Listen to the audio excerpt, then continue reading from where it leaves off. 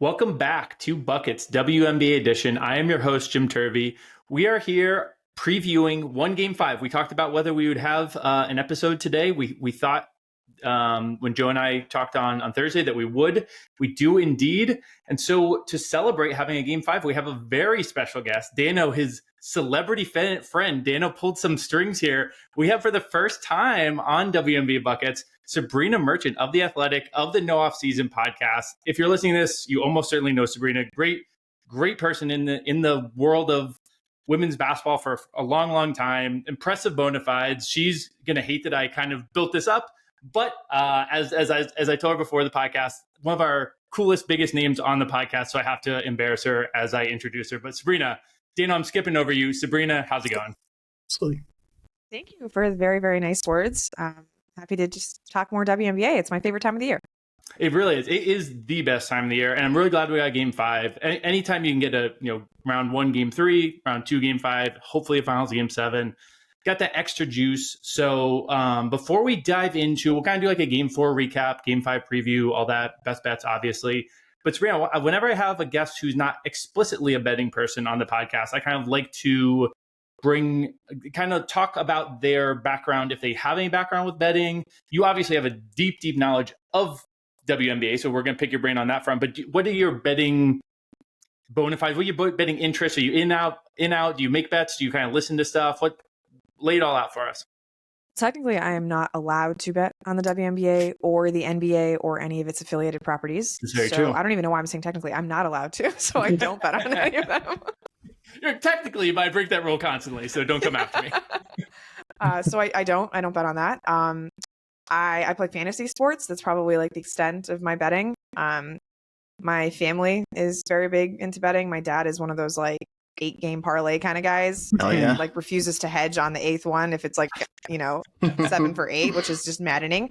But yeah, that's my minimal experience with betting, I'd say. Right. And I know Dano will constantly be degenning out to you, even as a non-sports bettor. How did you? I don't even know the origin story of the friendship here.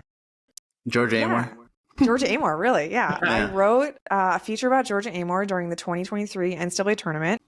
And Dano, I guess, just got like really good vibes from reading it and wanted to like put a lot of money on Virginia Tech and sent me a DM on Twitter. And I honestly don't know how we became friends after that. I think it involved like micheladas in Vegas during All-Star that year. Yeah. But yeah, that's the basis, I think. And they were 101 as a 1 seed. I mean, that was nuts. Very fun Virginia Tech team. And up 9 on the eventual national champions in the 4th quarter. I have like a screenshot of like when it goes down in the 3rd quarter. And it's like, if I send you this, that means things are just about to go terribly wrong. Exactly.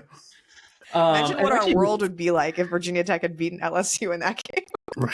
That is one of the best point. playoffs. That actually is genuinely a really good one. I mean, you could go back 2 rounds, actually, Jenna Johnson. Oh my God! Stop bringing up Jenna Johnson. Okay. No, but seriously, like I don't listen, or I think my ball knowledge is up there, but I have to give credit where it's due when people know more than me, and I think Sabrina is one of those people, and I love to bounce my ideas off of her. Sometimes I do act and sometimes bet with emotion, and I think she's been a great resource for me, not only as a friend, but just from her ball knowledge to talk me down off those. I just want to make it clear, I never share any proprietary information with Dano. Whoever's listening to this. I wish he would. He asks me, I don't share anything, okay? I'm just like, I don't share information that you're like, you're dancing on it. No.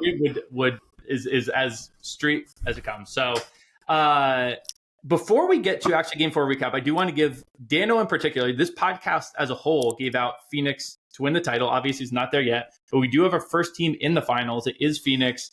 Obviously, kind of tough for Minnesota to not have Cheryl or Fee for game 4, but it was another impressive come-from-behind win by Phoenix. I see the Dano reaction there.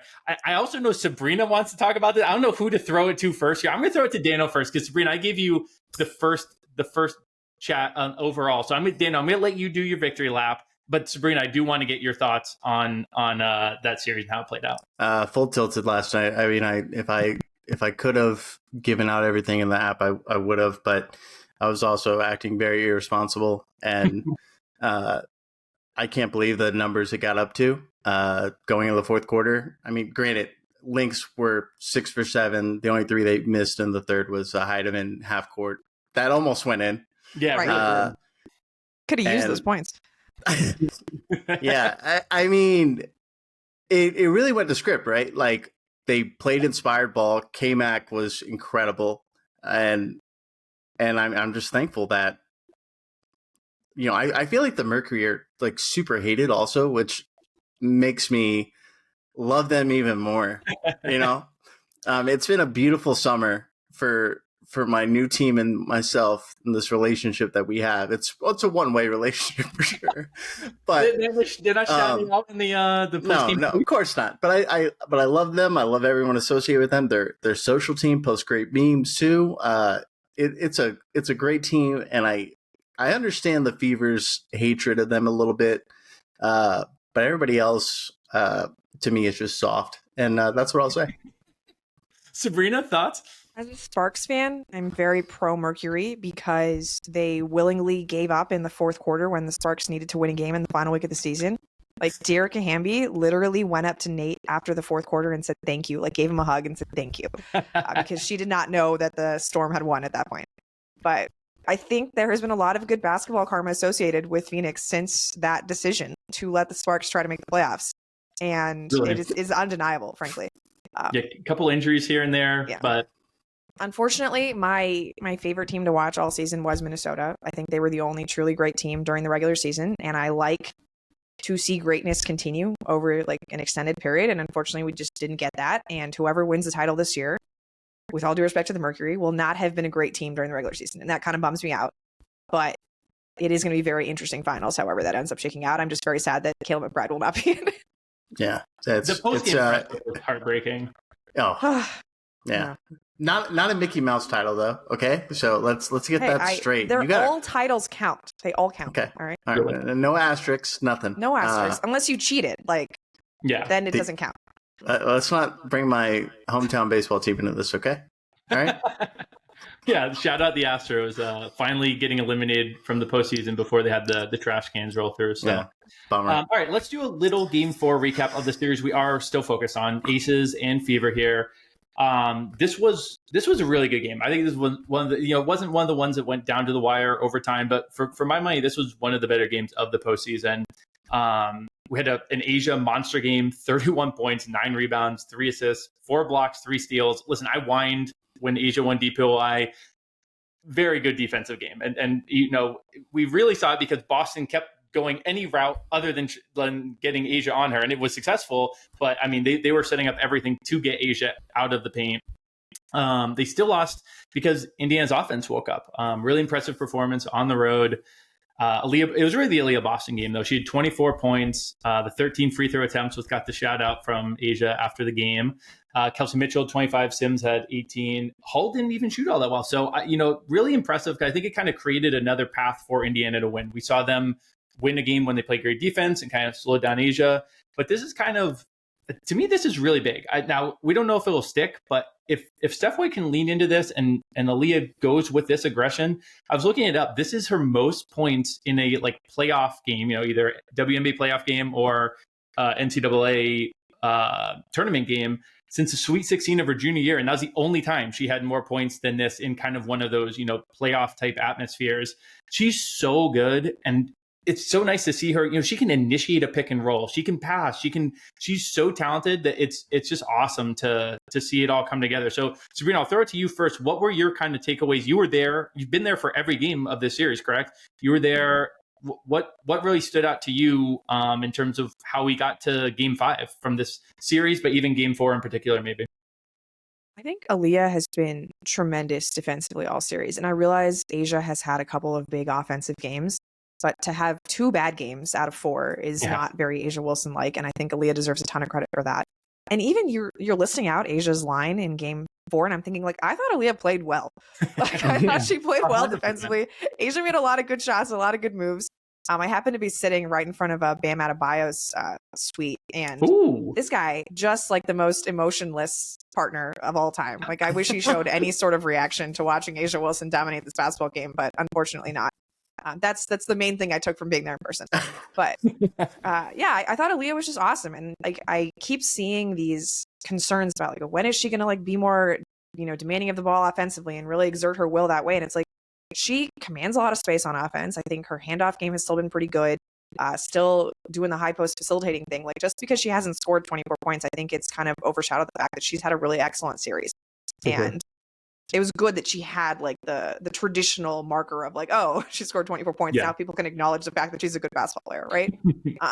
So I think Aaliyah's just been fantastic all series. I'm like one of the only people I think who like voted her higher than Kelsey Mitchell like on all WNBA or MVP. I guess I just missed the memo that like Kelsey Mitchell was Fever's best player, and I still think it's Aaliyah Boston, but whatever. That's neither here nor there. But I do think that like the home court obviously helped quite a bit. Whether that was the reffing advantage or whatnot, but it'll be different coming back to Vegas. I don't think Vegas's home court is like as I don't know, menacing as like Golden State's or Indiana's or even like Phoenix or New York for that matter. But it is different than like being in Indiana for that game, and I think that's going to matter. But yeah, I think Boston was just awesome, and anytime Odyssey Sims can get like 13 points, the Fever are basically unbeatable. So when you get that going, like I joke about this all the time, like Odyssey Sims has like this 5-minute stretch where she decides that she's a top 3 player in the world, and like who's going to survive this stretch, right? And like if the Fever survive it, then like it's a good sign. If they don't, then you're in trouble. Yeah, she had an awesome game, and it really is. It's funny. It's a couple of the players on this Fever team. It seems like Lexi Hull, Kelsey Mitchell are just going to be aggressive no matter what. But with Sims and Boston, it really can be like come and go sometimes, and so even just getting them aggressive, I think is pretty important. Dana, what did you see out there for Game 4? We've chatted about previous games in the series, so focus on Game 4 specifically. What stood out to you? It's 4 games playing the same team straight, and Jewel Lloyd still getting beat backdoor left and right, or chasing off a screen, like just horrendous. I mean, but Kirsten Bell's horrendous on defense too. I really think it could blow up so funny if they lose this game. But I just think I hate that every game this series also has felt like let's just complain about the refs in the post-game press conference. And I hope that doesn't make the refs give Asia a ton of calls. But I mean, it's also so fun. Like the fact that we have Asia quoting Aaliyah in a press conference, like this is so much entertainment as someone who thrives off drama and television and stuff. Like it's so entertaining. It's been a great series. So I have zero complaints from what I watched. I think you do need Odyssey to have a game. You need Kelsey to have a game. You need any contributions from the bench, and I mean, it wouldn't be surprised if somebody like Dana Evans continues to play well and has a huge game in Game 5. But Game 4, it's you score over 80 points, you can beat the Aces. It's pretty simple. Yeah, I do think that's the path here. I'm actually, let's use this to transition into kind of Game 5. I've got some questions for Sabrina, who, like we said, has been there for each game. Maybe we'll kind of use that to kind of set the tone for talking about Game 5. But my number one thought, and apparently this is other than Bam Adebayo being one of the like Roman Stoics here, is what do you think would have stood out to you, like boots on the ground there versus folks who are maybe just watching on TV? Like, what has anything really stood out to you in the series as a whole? I've been really impressed with Nalissa Smith in this series. I thought, again, I don't want to make this all about the officiating. I thought she got a particularly bad whistle in Game 4, and that changed a lot of what Vegas had to do with their rotations. Like Jewel Lloyd, I don't think is built for this Kelsey Mitchell matchup at all. I think Dano pointed that out spectacularly, like just what the mistakes she's making left and right. And they had to play her more than Dana because they needed somebody like bigger, just like playing when you already have Nalissa down, like you can't also have your guards be small, right? So it sort of just shifted everything down. And that was a problem because I don't really understand why Jewel can't figure it out. Like she is a former all defense guard, I think. And like this it shouldn't be that challenging, and yet it's still a matchup that is giving her a lot of difficulty. But just to go back to the start, like Melissa really seemed to thrive being back in Indiana, like this opportunity to sort of stick it to the Fever, which she won't say out loud, but like matters to her. And I think just seeing her in that environment and like chumming it up with the fans who were like still very happy to see her was nice, because I think Melissa has had a very, I don't know, she got a lot of blame for things that happened on the Fever last year that wasn't necessarily all her faults, and to see her in a situation that complements her skill set more is pretty cool. So just to see the love that the Fever fans still had for Melissa Smith, I thought was a nice touch. I love that. Yeah, that is something that, Melissa has had a good series. And, I had in my notes that, so there were five, Jackie, Chelsea, and Melissa all had 5 fouls, but it really only impacted Melissa's minutes. Right. But I do think it also impacted just like the aggressiveness on defense. Like it's so much easier to play aggressive when you're getting the friendly side of the whistle. And now it spirals too. Like usually if you're playing aggressive, that actually will lead to a better whistle. It's like one of those things where it doesn't make sense, but if you play basketball, you realize like if you're playing scared and timid, you're actually more likely to reach instead of just like, bodying up and playing good defense or something like that. Do you see any potential adjustments coming for this game 5? I mean, it could be on the Jewel Lloyd side of things. Like maybe, like you said, she's just not built for this series. Do you see any, I mean, it's so hard by a game 5. Coaches have rolled out a lot of adjustments, honestly. Is there anything that stands out to you as either happened in game 4 that you could see come back in game 5, or you think a coach could try in game 5 specifically? Election zone that Indiana whipped out when Dana Evans was in the game. It really did seem to diminish some of her ability to just get into the lane. And I'm sure Becky will have some counters for that going forward. But that was interesting just because like Dana, I thought, had been so good for the first 3 games and was kind of neutralized. Also, like her minutes came down, but like she just wasn't as good when she was on the court. So I wonder if the Aces will have a counter for that, little wrinkle that Indiana threw out.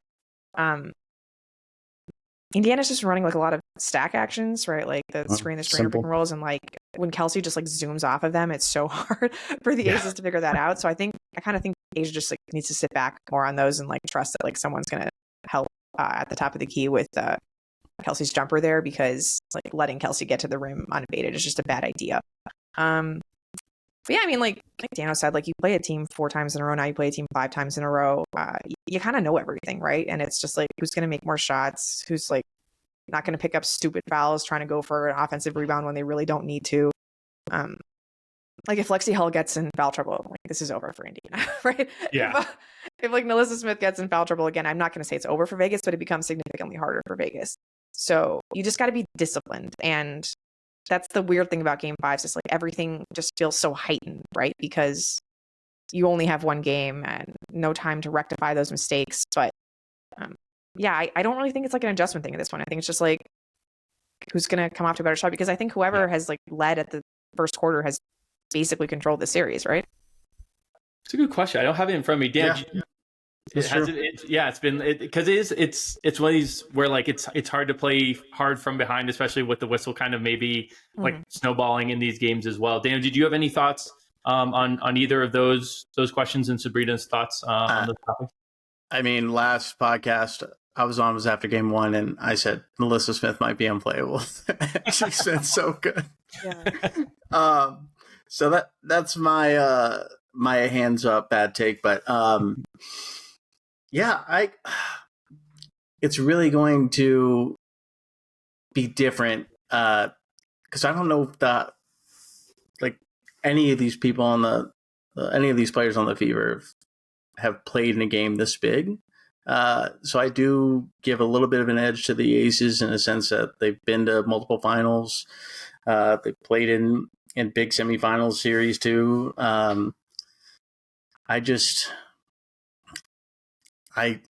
I really think that there's something about playing with house money and with nothing to lose. I mean, it would be very embarrassing to lose to this Fever team.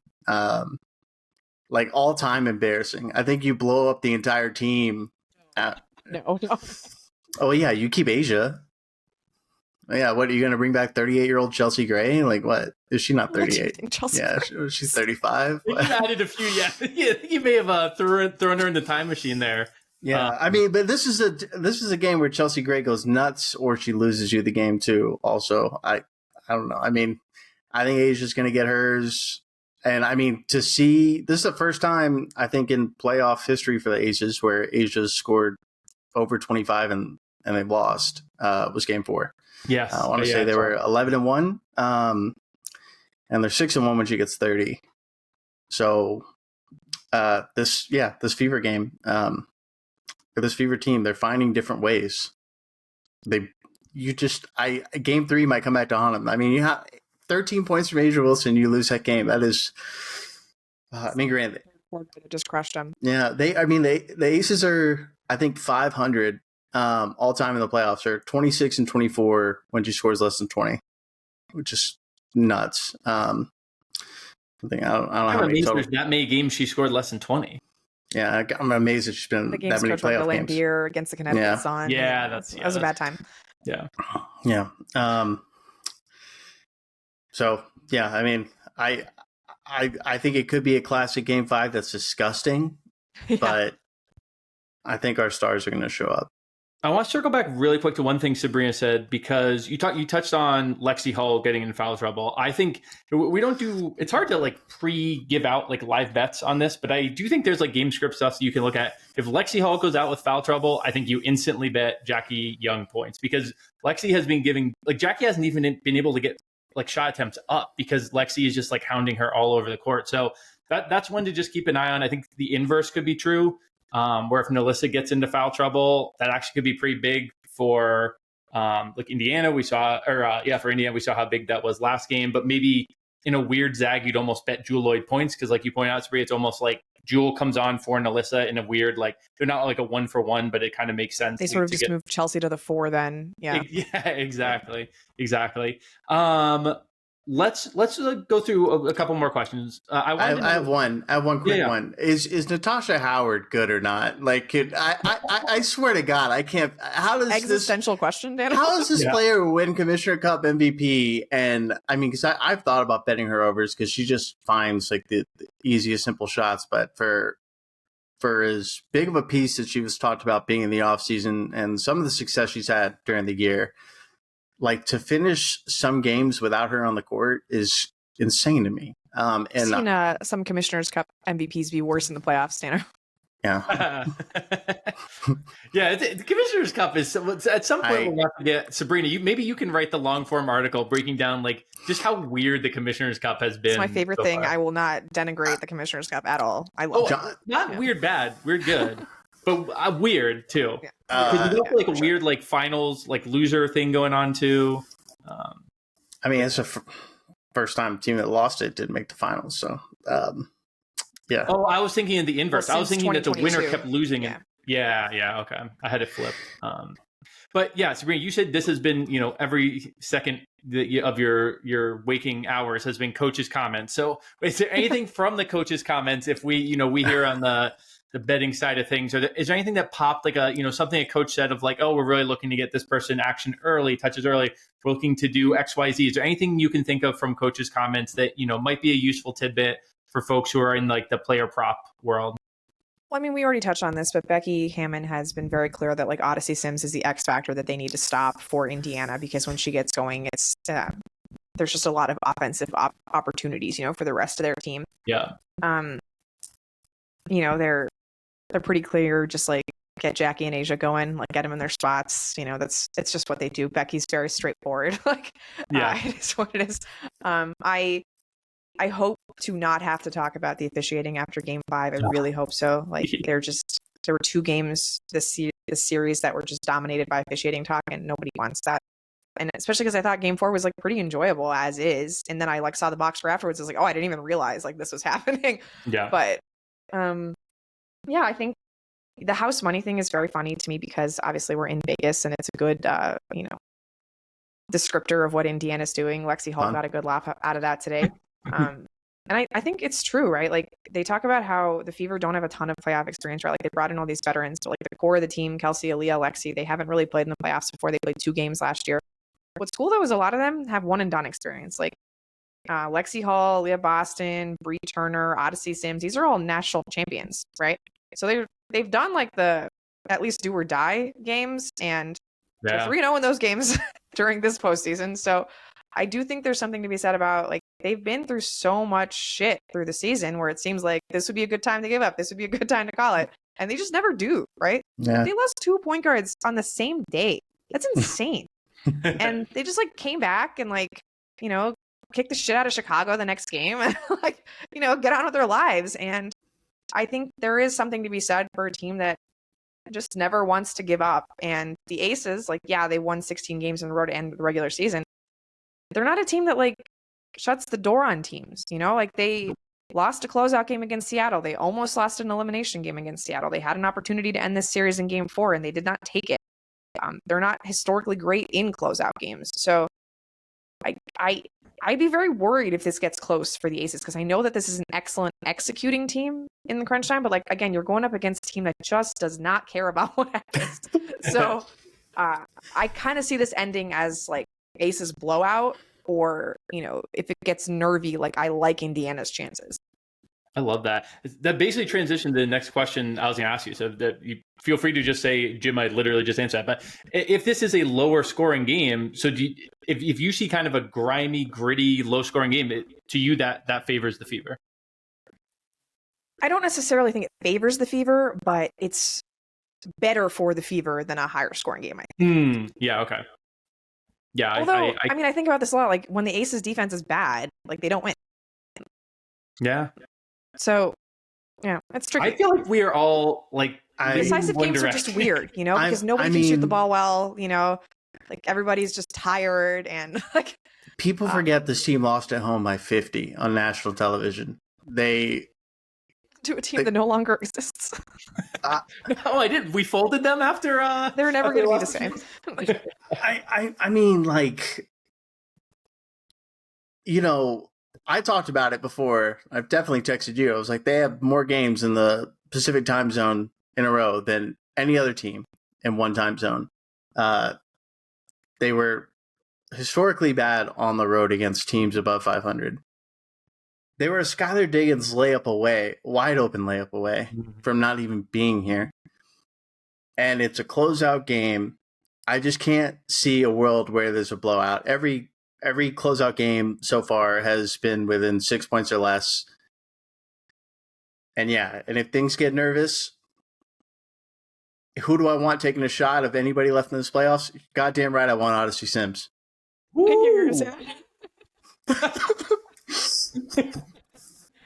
At least Odyssey making a play, like when she got the ball to Leah Boston at the end of game 3 in Atlanta. Oh my God.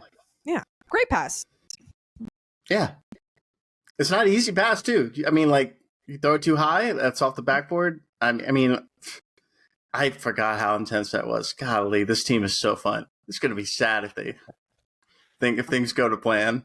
A Fever Mercury final, Dano. Actually, I'm going to use this to transition. This one I'm going to specifically target for you, Dano. I've had some people reaching out because, like I said, we did give out pretty early in the season, and you were definitely the driving force here. Mercury plus 1,600 to win the title. Had some people asking about like hedging. I think I personally am going to rest. I had Minnesota and New York too. It really feels like chasing to add the Aces at this point. And listen, we just talked up the Fever a ton. I do think Phoenix would take care of Indiana, in part because like the grittiness thing that Indiana does feels like Phoenix just does it, but with more talent and maybe even more grittiness. So I personally am just going to ride it out. And if the Aces get my ass again, the Aces get my ass again. Are you? I assume you're doing the same, Dano. Or come on, man, come on. Why did I even ask the question? Let me rephrase it. Anyone out there? Do you think others should potentially hedge, or are you just saying fuck it, we ride with the Mercury?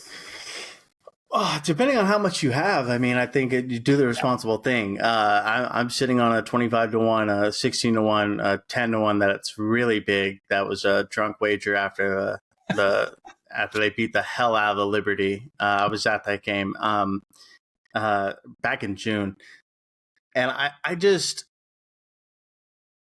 will say they were not successful against the Aces. Like they could not find a single thing that worked in the games that Asia Wilson played. So yeah. They were healthy in those games. It's not like the Minnesota games where they just didn't have any of the big three available. Yeah. They were healthy. I lost money on all those games. They only beat the Aces once when Asia was out. Yeah. Yeah, and they were missing some people too. But like, I mean, I don't know. I mean, I did not hire Netsy Witch for this upcoming series, but I mean, Stu and Fee both having injuries. I'm just saying, there's something magical about this run. Whether it's some paranormal activity, I don't know, but and Dewana Bonner finally showing up, making me look like an idiot after I literally tweeted how bad she's been the entire series. But no, I don't think you hedge. I think you have a great number. I think the market in an Aces Mercury series is just bet the over on games. I think it's going to go minimum 6, maybe 7, but I don't see any way either of these teams get swept. Aces have been so bad in game 2s in these playoffs, and then like for some reason the Mercury come out really flat in game 1s, but they got a lot of rest and they're hungry. So I don't know. You could not find. You got to give me another reason besides Aces are a bad matchup. Because Satu's playing on another level. I think the thing lost in a lot of the like online discourse is how talented Phoenix looks. Like, I mean, it's sure they play physical, but like there's nothing that's like borderline dirty or anything. It's just they're running with pace, they're hitting big shots, and their stars are stepping up. So just a hard matchup when AT, Bonner, and Satu are all playing together because nobody has 3 front court players who can guard all of them.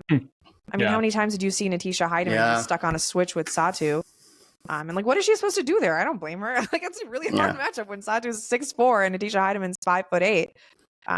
And like, obviously you saw Minnesota suffer from that. New York, because Jonquil Jones wasn't giving them anything and Stewie was on one knee. Like, that was difficult. The Aces aren't particularly big, right? Like, that's what I was about to say. Yeah. Well, who's going to guard all 3 of them if Bonner's actually hitting? So, and like, that's, I think, a real problem for Indiana if we get to that point, because Indiana has a very small perimeter rotation. That's one of the things, and like, this is a local bias, that the Sparks were able to take advantage of them a lot because the Sparks have a big wing, set, which is what's interesting about the Aces matchup, because like on paper, I would think that like the Aces are a little bit small to contend with Phoenix, but they haven't had a problem with it yet. So.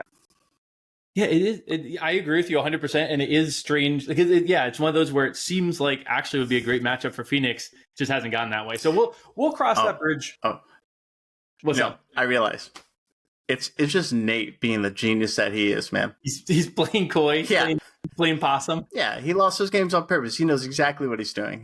He probably heard all the Sabrina merchants out there saying the best regular season team didn't win a championship. And he's like, yeah.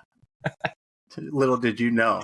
I really want to play Game 7 the finals in Vegas. Let me hand away this 2-game swap in the standings to really play possum here. Yeah, I think you got it now. Yeah. I want to take down the champs, and then I want to take down the assumed champs. He wants it all, and then why not give me the Commissioner Cup champions? That's the full suite.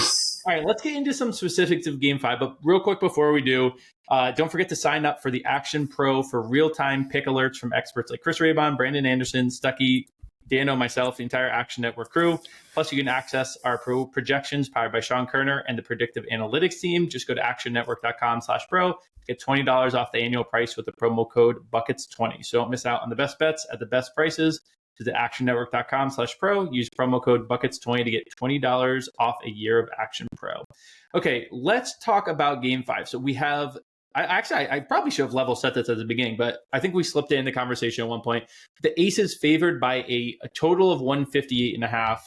I'm going to look up really quick, actually, as we're talking, what the previous totals have been. Because one thing that did jump out to me is that these, like the Game 3s in round 1 felt very much like Game 7s. That was something we talked about. I will see looks like the total for Game 4 closed at 161. So there is an adjustment here on kind of that Game 7 atmosphere. Those typically go under. We usually do get players playing harder on defense. Shots get a little tight. All that type of stuff that does skew towards an under. Before we get into best bets for Dano and myself and Sabrina, even though you can't bet, you're welcome to throw out theoretical bets that you would place. if given the opportunity. What do we think about the 8 points, and what do we think about the total? I'll go to you first, Sabrina. Yeah, I think they kind of like are a tandem, right? Like if you think the Aces are going to cover, you probably take the over. But if you think the Fever are going to cover, actually, I don't even know. Actually, no, if the Aces are going to cover, I think you would take the under because that would mean that they hold Indiana pretty low. But if you think that the Fever are going to cover, that would mean that they can score on the Aces, is how I would interpret it. So I think like it would be Fever with the over, Aces with the under, whichever way you want. Okay, I like that. Think about that. I like it. And you could do like like same game parlay it if you're leaning towards. Now, Dana, I know you are leaning towards a side here. Are you kind of in line of thinking that your side means actually maybe a couple more points here? Yeah, I mean, I think Fever got a score, but I also think this game could just be different, right? I do think it could just end like 76-72. And it's just Aces pull away late. It's really hard for me to get behind the Fever winning. I really want to see it happen. But I don't think there's going to be a blowout in Game 5. I just cannot see it. I don't see this Fever team dying. Like I said earlier, all the closeout games have been 6 points or less, and I think you're getting great value with a team that has already won on this floor once. Shouldn't have a problem doing it again by a lot. Yeah, beat their ass, belt's ass. Dana, you transitioned me perfectly. I'll lead into best. Yeah, hop in. No, I'm saying Daniel gets it once to say that. I know. I just told myself saying that shit. Every single episode, he gets it in once. I will use that to transition. So my best bet, my kind of like team one, I've got a couple player prop ones, is either team by 1 to 5 points is plus 240 at season. I knew you'd like that, Dano. I'm glad you didn't see it, and we got the true reaction here. Either team by 1 to 5 plus 240. You like that, Dano? I want to kiss you right now. I love that. I knew you would like that because I originally had Aces by 1 to 5, I think it was as well, at plus 350. But the more I thought about it, I want that out of the Fever by 1 to 5. I agree with you. I think we're really taking. I swear to God, I was like, I mean, I wonder if they have this market. I was thinking that walking Ollie today, and of course, you just inception my brain. But love you for that. Okay, okay, yeah, that's good. That's good. I mean, yeah, because there is a chance, like we said, this could be different. It's a Game 5. Fever could win, and you get both sides. That's brilliant. 240, love it. 240 at Caesars. Dano and I have some player prop bets. Sabrina, do you want to talk through anything that you would throw out there for this game in particular? Okay, prop bet? I haven't looked at any. Or just in general, like anything. If there's a player you think might have a really good game that people might be interested in betting, or like. Or if you do have a lean on a side or a total or anything like that. I know you kind of talked through how you would do, Fever and over, Aces and under, but is there anything else betting wise you would do? I don't think Aaliyah's going to break 20 this time. I think she had her big scoring game. It's going to be tougher for her. They're going to put a little more attention on her. And I think the number of trips to the line is probably going to go down. So I would say if you could go under on Boston's scoring total, that's probably what stands out to me. Sabrina, this is really awkward. Sharp. I'm going to transition into my best bet, which is Aaliyah Boston over 18.5 points plus assists. Love that. So I brought the assists in because I do agree that it very well could be a point of emphasis. And maybe the play is just to go assists. You actually have me a little bit worried here, especially because I'll do both of mine now because they kind of go together. I'm also leaning towards an under on Odyssey Sims assists because I do think that action with Aaliyah Boston kind of at the top of the key, initiating pick and roll worked so well. But you're right. It is so funny because it cuts both ways, right? It worked so well for Indiana, but it's also like, yeah, no shit. So then the Aces are going to try and stop it. It's one of these like, do they keep going back to the well because it worked well? Or is it like number one priority for the Aces to stop? I think they'll at least go back to the well. So maybe we want to cut this specifically to Aaliyah Boston assists and Odyssey under assists. And those are obviously correlated. And the books will know they're correlated, but you could even throw them together. I think they might be more correlated than the books even realize because how much of the action is going through Boston versus Sims. So that's a potential look there. Dana, you've got a couple of player props here that are, as you said before, the podcast, kind of basic bitch, but I'm kind of with you on the kind of the Game 5s are when the best players ball out. So what are your 2 player props for this game? Taking Asia and Kelsey. Over 25.5 for Asia. over 21.5 for Kelsey. I think they're going to get their volume, and I think you got to ride the hot hands. But I also I lean Odyssey Sims over. I lean Lexi Hell over. I sound I was looking at Lexi Hell stuff. Oh, man. He truly loves Phoenix too much. He's just slipping Phoenix players into every conversation. I did. Lexi Hull. My apologies. Yeah, I mean, I think easy way to ball into 3 threes and get you 9 points. And then I think I'm going to have to bet Joe Lloyd under 7.5 because it's comedic and it's on brand for me. But those are lanes. The 2 official ones for sure are Asia and Kelsey, and then I'll probably end up adding because it's a game 5 and I want to have fun and enjoy it. Yeah, there's a lot of good game script, same game parlays. I have to shout out our last episode where Joe Dallaire came on, gave a bet that I thought was awesome. He had a great read on the Asia Wilson threes. She's usually taking at most 1 a game against the Fever. I came on and I gave out Lexi Hull stuff, especially early in the game. I thought they can go to her. So I gave out a first basket prop of Lexi Hull. And Joe gave out his under half a 3 on Asia Wilson. He admitted it was going to be a huge sweat. What is literally the first basket of the game? An Asia Wilson 3, killing both of our bets. Beautifully done. Couldn't have scripted it any better. She missed her next 11 shots, right? Yeah. I don't think she took another 3 all game. Lexi took 12 shots and had, I think, 2 points in the first 3 minutes instead of the 3 points we needed. It was painful, but what are you going to do? Hopefully these ones go a little bit better. Do you guys have any final thoughts on this game, the W season in general? Sabrina, got any hot takes you want to just fire off here? Bad at hot takes. They just come back to bite me over and over again. Same. I said mid-season I thought the Aces could miss the playoffs. That was inane. Oh. I was worried about Phoenix if they didn't get healthy. Inane. So actually it's really funny because originally on this episode, Danielle Alvari, friend of the podcast, was supposed to come on and we were going to look over because we did hot takes for a month out and she was reminding me, she's like, oh, by the way, I'm pretty sure you said no Fever in the playoffs. And I said Sparks to make a run in the playoffs. So listen, the hot takes are difficult. Everyone struggles with them. So I have a question. Yeah. For both of you. Was it a foul? Oh, yeah. We've talked about this a lot. Sabrina, I'll let you go first. Look, I have not personally read the referee's rulebook, but I think by the letter of the law, it is not a foul because she makes clean contact to strip the ball. And then once it's a loose ball, anything is allowed, which I'm not sure I agree with that, but I don't think legally it was a foul.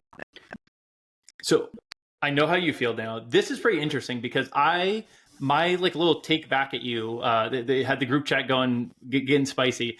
I thought it was not a foul. I agree with you, Sabrina, that by the letter of the law, it's not. But my whole thing was I feel like any non-basketball fan you showed a big, that's a foul. So I showed my wife, who is not a basketball fan at all, and she's like, oh no, she picked her clean. I was like, well, what? Okay, apparently I'm entirely wrong. Love her. And yeah, did you send a text over her way, or how did she knew? That was enough for me to say, all right, it's not foul.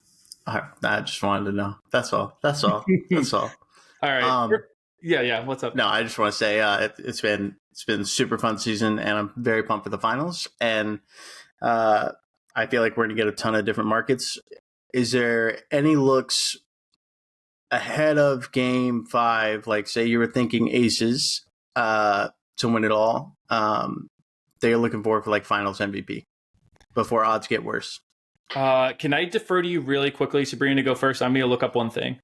I just realized I do have a hot take, and that is that I don't like 7-game series. They're too long, and everyone is just beaten up and worn down by the end of them. I like 5. So damn, this is a great hot. This is this is genuinely a phenomenal hot take because it's one of those where people are gonna be like, "You're insane," but it's got really good logic and people are just wearing down. There's been a lot of games, and they come fast and furious at the end of a series with the travel. Obviously, if it's Phoenix Aces, the travel is not going to be a huge deal. But if it's Phoenix Fever, the travel would suck.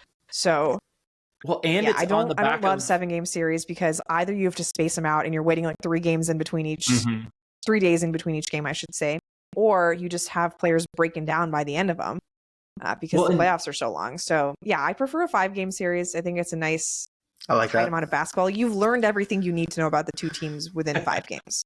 That's And how listen, I feel this about is it. on the back of the longest regular season ever, an expanded postseason. If we get to Game 7, I do think you're probably right. And I like a really unfortunate, like depressing prediction is like there probably will be a key injury in the finals, and that's probably something you want to think about too. I mean, in if terms Indiana's of, involved, there already has been, right? So exactly, yeah, 100%. So maybe that's the thing, Dano, is like maybe grab some longer, like usually finals MVP is best player, best whoever wins it, right? So it's like it doesn't usually go to long shots, but we might see an injury, but then maybe that's the team that loses. The short answer, Dan, is I don't have a perfect one now. We will have the finals start Friday. That's why I wanted to look up. They start Friday, so that's perfect. We'll have an episode in your feed Friday morning. Big finals preview, no matter which way this game goes. Jackie Young, 35-1. Oh man, that's a pretty decent hedge. Wait, so now that's okay. So who gets thrown on who? We don't need to do a full finals preview here, but Sabrina, you're one of my favorite people that I could have on to ask this question. And I'm putting you on the spot because you haven't been able to think about it yet. But if we just kind of talk this out right now, it would probably be Copper on Jackie. Yeah. It would probably be would it be Mac on Asia with like I think you big start double with Mac help? on Asia. Yeah. Yeah. And then you And let then Satu... AT roaming? Yeah, you put Satu and Alyssa, I would say. AT roams. Yeah. AT gets Kirsten Bell, which is the roamer. Yeah. Yeah. Yeah. How are they losing these games? That seems like such a good matchup for me. I know. Monique should have Chelsea in absolute I'm going to hell. have to go back and watch the 3 games that Asia played and just figure out again what happened. Yeah. Because again, on paper, it doesn't make a ton of sense to me that this isn't working. I think Nate was fucking with us. Dano has been holding this Nate sandbagging theory, at least for the last game, for at least a month here. Listen, only a girl dad could big brain a possum scheme like this. So I think it might have to be our guy Nate gets it done. All right, let's wrap that there. Sabrina, thank you so much for coming on the pod. Dano, thanks for having Sabrina on. This was a blast. It was really fun to pick your brain. Let's just note that if you want to tail any of the bets we talked about today, look for those in a quick slip link in the episode description. We'll also, maybe do a little same game parlay. Dano and I looked like kind of on some similar tracks in terms of wanting to get like a really fun, maybe 10, 15 to 1 SGP for what should be an awesome game. Should get a lot of eyeballs. But if you're listening as a podcast, please rate and review. If you're watching on YouTube, like and subscribe. Obviously, download the Action app. Get those picks in there. We'll be posting all the plays for that game. We'll be probably sprinkling stuff throughout. Should be an awesome game. My thanks to David Payne on audio, Gifford Gould, and the YouTube squad. For Dano and Sabrina and myself, let's get buckets.